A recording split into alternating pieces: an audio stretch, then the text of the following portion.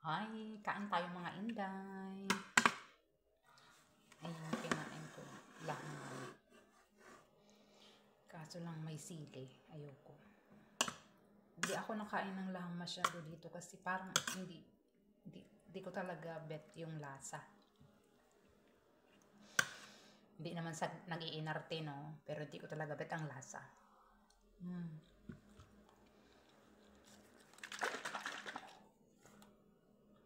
Lagyan ko siya ng labangan.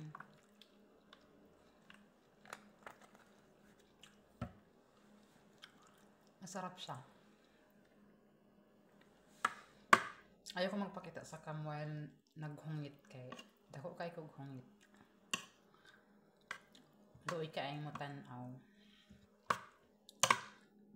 Pasig maapil na kog tulon.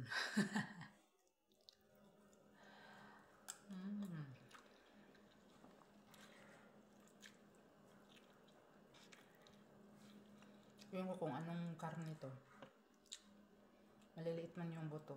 Hindi to baka. Siguro this is ang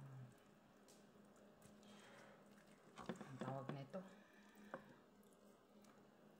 Kambing.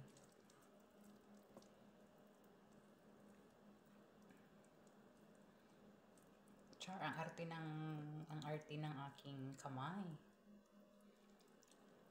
Ayan. Dito sa Middle East, dito sa Saudi, lahat talaga kailangan mong kainin. Hindi lahat ha.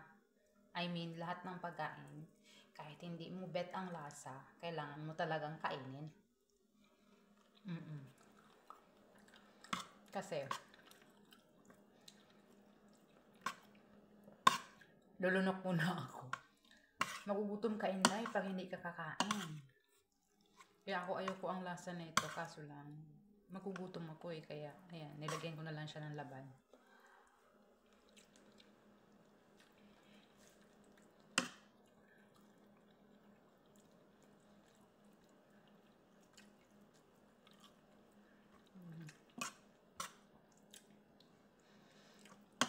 Matagal na hindi nagluluto si amo kasi ano siya, masama yung pakiramdam niya.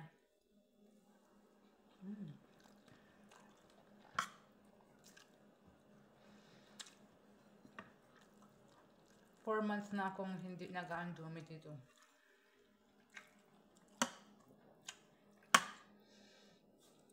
Kung ano yung nandyan, yun lang yung pagkaan ko.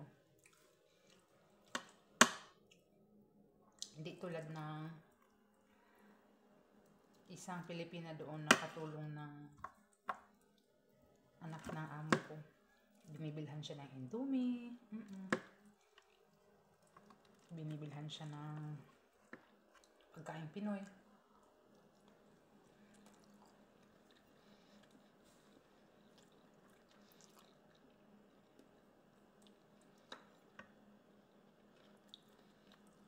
Dito sa bahay na to magtiis ka. Ano yun nandyan? Kainin mo.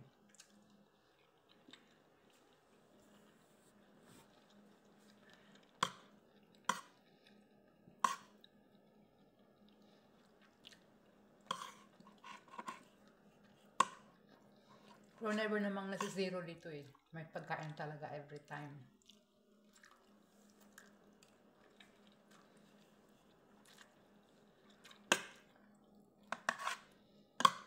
Yun nga lang, Arabic foods. Pero mas okay na to kaysa yung iba nga hindi pinapakain, di ba?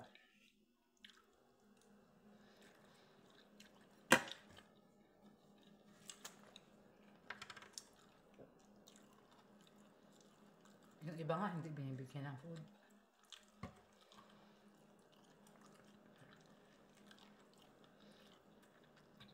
Okay na to. At least meron.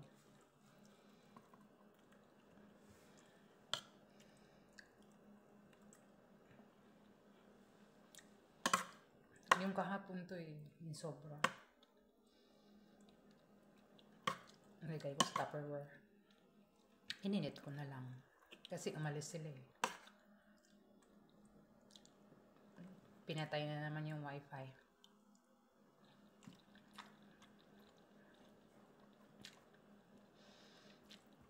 Ganun sila. Ano tayong magagawa dyan?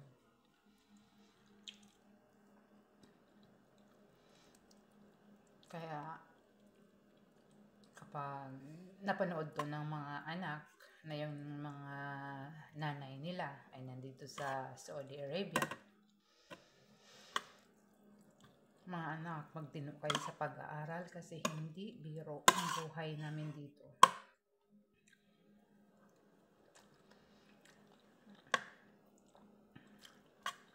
Ako mag-isa kong binubuhay ang mga anak ko.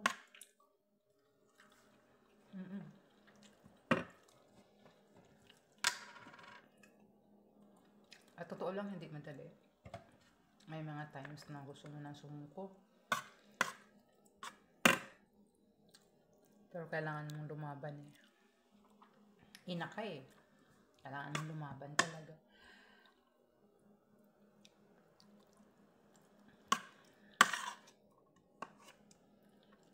Kailangan mong lumaban para sa future ng mga anak mo. Hindi naman pinapaaral ko sila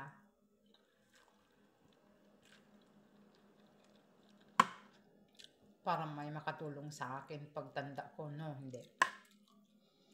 Pinapaaral ko sila para hindi nila maranasan yung mga naranasan ko. Yung bang hindi nakatapos ng pag-aaral, tapos napunta sa ganitong lugar na sobrang hirap. Although nasanay na ako, pero ano talaga eh, napifeel mo talaga yung sobrang hirap.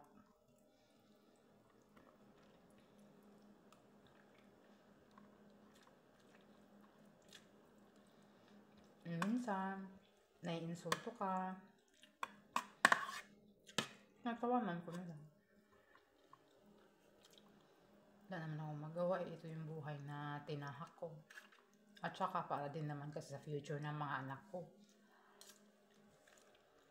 Kaya laban. Pinagdasal ko na sana worth it yung sakripisyo ko. Na sana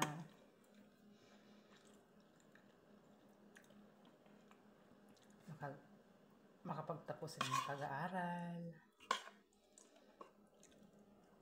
Although yung isa ko lang yung nag-aaral college. First year college. Dati criminology kinuha niya. Hindi yata kinaya yung training, so nag-chef siya. Education na ngayon. Elementary. Sabi ko, support kita basta magtino ka. Kasi para naman sa'yo yan eh. Hindi yan para sa akin. Para sa'yo yan na magkaroon ka ng magandang buhay.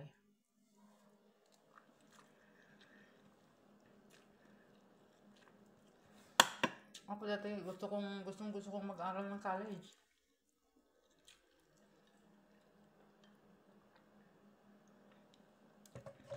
Pero hindi ko nagawa. Kasi nga,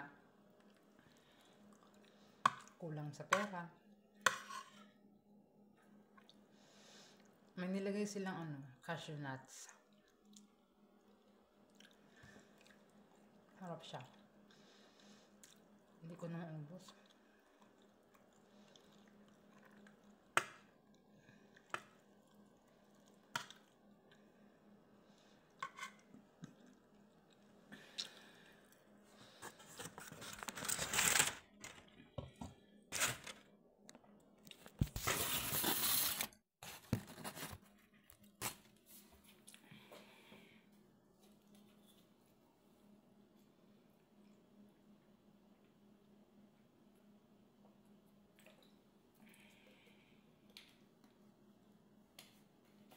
Yung buhok ko curly na masyado.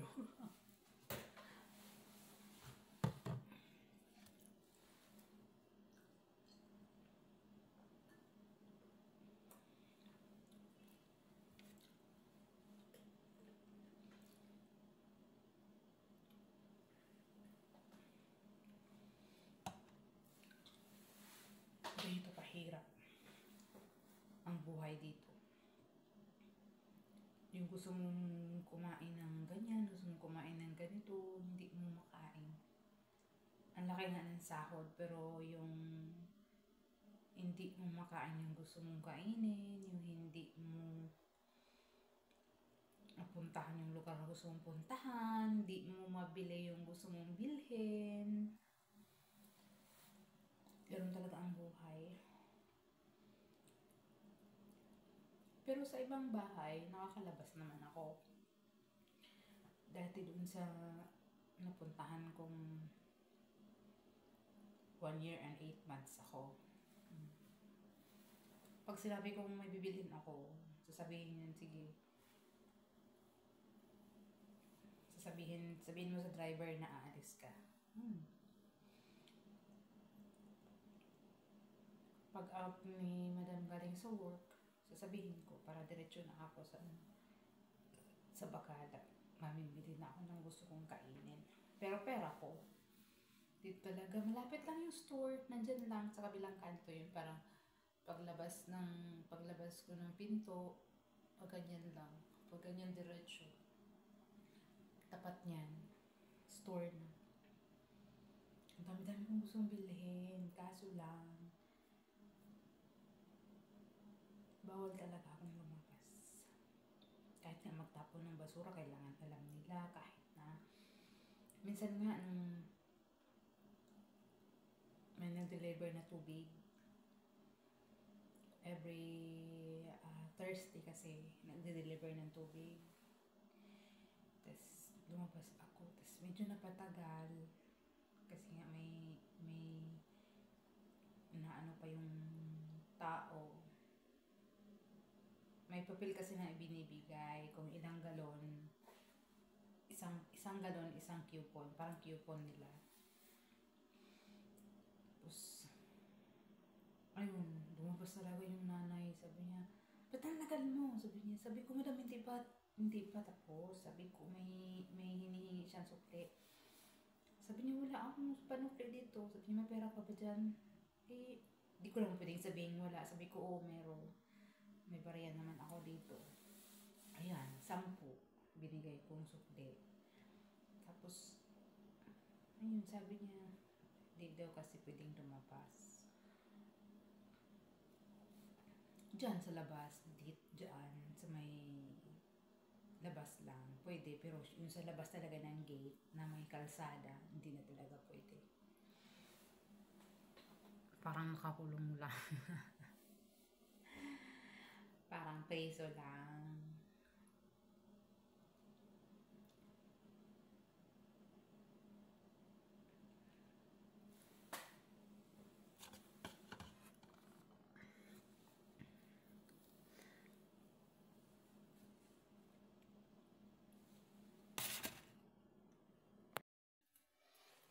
Ayan, pinantay na natin yung ilaw. Kasi papasok na tayo sa ating comfort zone.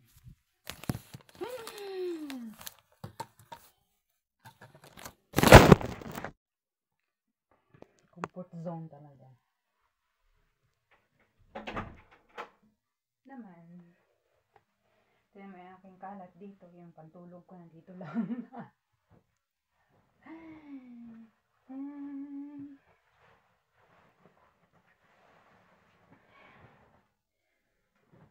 Yan, buhay OFW talaga. Nakakapagod, pero okay lang. Wala naman tayong magagawa. Naalala ko yung kaibigan ko. Sabi niya, wala ka na magagawa. Muna imong gi-order. Ha? Sabi niya, yan yung hiningi mong buhay. Sabi niya. Yan yung pinili mo. Sabi niya, kaya magtiis ka.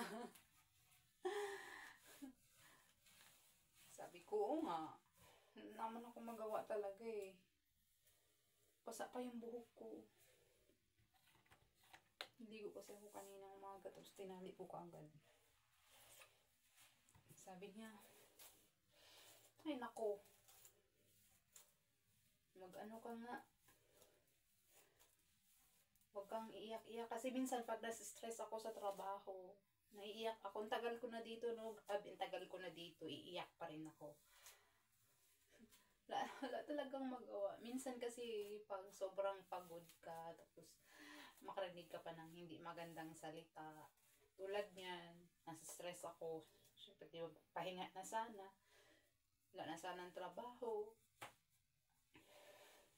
Walang wifi. Anong gagawin na? Ay, nako. Buti na lang, walang kabibi time. Kasi kung may kabibi time, ay maguba ang relasyon talaga. Ayan. Ganyan talaga ang buhay. Ay, nako. Sabi ko nga, maghanap na lang ako ng afam. Ay, maghanap ng afam. Pero hindi naman siguro yan solusyon. Ano lang, namimiss ko lang yung buhay ko sa Pilipinas. Ika nga, ano ba yun?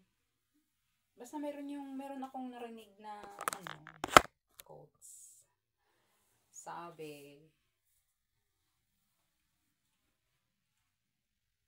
nasa Saudi Arabia ang pera, pero nasa Pilipinas ang tunay na saya.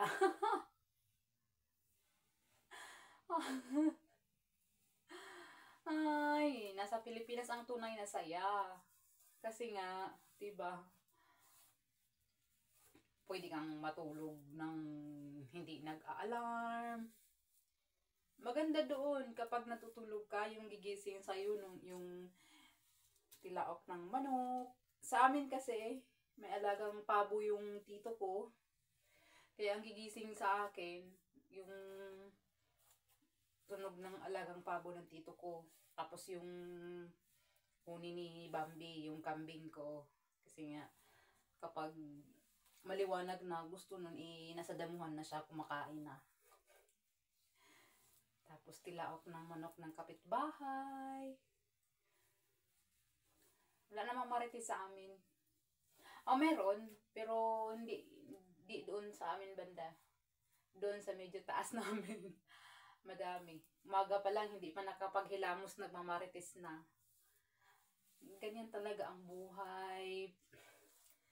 Pilipinas. Ako nung pag-uwi ko, wala. Paglabas ako ng bahay, matik na yan. Aalis, pupuntang bayan, may bibilhin. Di ako nagtatampay sa labas. Kasi nga, di ko lang type. Ayaw ko lang.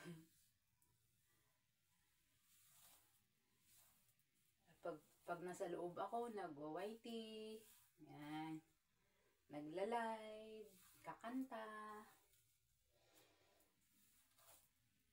Yung pag-uwi ko, 1 year na. Kasi dumating ako sa Maynila, I think, ano na ba ngayon? 15? I think, April 15. Ako dumating sa Maynila. Tapos bumiyahe ako papuntang amin. Nakarating ako siguro mga 17. Ganyan. Tapos, ayan. Hindi ko alam na yung akala ko, hindi kasi nila alam na uwi ako. Akala ko, masusurprise ko sila. Pero ako yung nasurpresa. Gawa nga ng yung kapatid ko, hindi ko akalain na ganun na. May sakit na pala siya. Hindi ko naman kasi akalain na ganun yung itsura niya. Nung nakita ko siya talaga personally, parang hirap na siya. Nakahiga na lang kasi siya. Bedridden na siya. Tapos last day, na naginip ako sa kanya. Hingi siya ng food, rice. fried chicken. Sabi ko yung Crispy King. Yung Crispy King na sikat na fried chicken sa amin. Masarap yun. Malalaki yung hiwa. Crispy King nga. Sabi niya, hindi. Huwag yung Crispy King kasi nga mahal. Sabi niya, yung nasa tabi-tabi na lang, yung tig sa 10. Sabi niya, actually hindi yun masyadong nakain ng mga ganyan niya. Nasa tabi-tabi lang. Gusto niya yung mga kinakain niya, yung Crispy King, yung mga, sa mga sikat na mga ano. Taka nga ako, sabi ko, tas sige. Tapos nung nagising ako, sabi ko, nagutom yata yung kapatid ko, sabi ko. Kaya tinawagan ko yung kapatid kong isa. Sabi ko, lutuan mo. Dalawin mo sa sementeryo. Ayun, dinalaw niya. Nagluto siya. Nagdala din siya ng cheese ring. Yun kasi ang favorite niya, cheese ring. Tapos, C2. Yun ang mga favorite niya. Sabagay, nung may sakit pa siya, nung pag-uwi ko, di ko na talaga siya iniwan. Nandun na ako sa tabi niya. Bilib din ako sa mga anak ko kasi kahit na sobrang yung dalaga ko, kahit na alam kong pagod siya sa school, pag tinatawag siya, nagigising. Parang nasanay na siguro kasi matagal nilang kasama yun. Since parang galing sa ospital, diretso na sa amin. Ay, kay mama muna sa bahay niya. Kasi magkatabi lang yung bahay namin, bahay ko at saka bahay ni mama. Doon muna siya kay mama. Ngayon, parang naalibadbaran siya kasi nga yung mga kapatid ko, may mga barkadang pumupunta, ganyan. Kaya doon siya sa bahay ng lola ko. At that time, yung mga anak ko nandoon pa. Hanggang sa magkabahay ako, hindi pa naman siya fully tapos, pero okay na siyang tirahan. Kaya sabi ko sa mga anak ko, doon na lang kayo. Kasi total malalaki naman na kayo. Sabi ko, kaya nyo naman. Hanggang sa doon na din yung kapatid ko. Nilipat ko na doon para, kasi yung bahay ko tabi ng kalsada, tapos yung bintana katapat nun ay bundok. Para makita yung labas ba. Ayun. Doon siya binawian talaga ng buhay sa bahay ko. Yung pagdating ko doon, hindi ko in-expect talaga. Naalagaan ko siya. Pag umaga, dito kami sa kabilang kwarto ng mga anak ko. Dito siya sa kabilang kwarto. Pag umaga, pinupuntahan ko siya, hinahalikan, good morning. Sa cellphone lang yun. Sa cellphone lang siya. May cellphone siya dyan. Sa cellphone lang siya. Tapos, good morning. Sasabihan ko yan. Tapos sabi niya, Ti, maglugaw ka. Maglugaw ako. Ano yung gusto mong kainin? Tapos ngayon sabi ng kapatid ko isa, Ti, may sayawan sa kabilang baryo. Sabi ko, sige punta tayo. Sabi ko, mahina naman yung mga boses namin. Tapos sabi niya, sabi ko kay mama, ikaw, punta ka, dito ka muna matulog sa bahay kasi nga, may sayawan daw. Eh, ito naman yung mga kapatid kong lalaki, eh, gustong-gusto nilang pumunta na kasama ako. Tapos, ayun, parang na-excite ako kasi nga sayawan. Ang tagal-tagal kong nandito ako sa Saudi, 3 years. Hindi man lang, hindi, 3 years before umuwi ako din. Bumalik ako doon 2 years. Bali 2 years ulit na. Eh, pero nung pag-uwi ko, hindi man ako nakasayaw. Nasa bahay lang ako. Kaya ngayon sabi ko, ay okay to. Sabi ko. Naku. Naggayak na ako. Tapos pilit na ako doon sa maleta ko. Inano ko na yung maleta ko. Inano ko yung mga ano yung susuot ko. Ngayon, siguro narinig niya. Sabi niya, Te, saan ka pupunta? Sabi ko, dito lang naman. Sabi niya, huwag kang labas ng labas. Sabi niya, huwag kang umalis. Huwag kang paano-ano dyan. Sabi niya, ay, ano magagawa ko? Tahimik. Tahimik na lang. Sabi ko, okay, sige, hindi na lang ako aalis. Hanggang sa proud din ako sa mga anak ko, lalo na dun sa dalaga ko kasi pagod siya sa, alam ko pagod siya sa school. Yung parang gustong-gusto pa rin niya matulog. Isang beses na tawag, Mika, Mika, kabilang kwarto lang kasi kami. Pangalawang tawag, bumabangon yan. So, gumaganon siya. Inaantok pa ako, sabi niya. Tapos, inaano ko lang, pinakiramdaman ko lang. Tapos pumunta siya dun sa kabila. Pagpunta niya doon, hindi niya pinagdadabugan talaga yung tito niya. Tinatanong niya, bakit? Sabi niya, kamutin mo nga yung likod ko, Makati. Sabi niya, kinamot ng anak ko. Tapos, sabi niya, yung kumot, Mika, ganito, ganyan. Kasi hindi na siya makagalaw. Kapag ginalaw namin siya, puro aray siya. Ano daw yun brittle bone. Yung mga buto niya is marurupok na.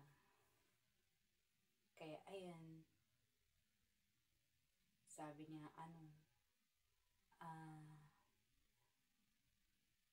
iayos mo yung yung kumot. Ayan, pinakiramdaman ko lang talaga siya. Tapos sa umaga, si mama naglagay naman ng duyan sa yan, pinto ng kwarto niya, dito yung duyan. Diyan lang ako, nakatingin sa kanya. Tapos pag kailangan niya sabi niya, te, yung kumot ko, te, yung yung electric fan, te, ganyan. Minsan nagwa-brown out sa amin, kadalasan nagwa-brown out, pinapaypayan ko yung ganun ko siya kamahal. Magwa 1 year na sa May 5. Namimiss ko siya actually, pero wala na akong magawa kasi kinuha na siya sa amin. Ayan lang. Thank you guys. Support. Bye.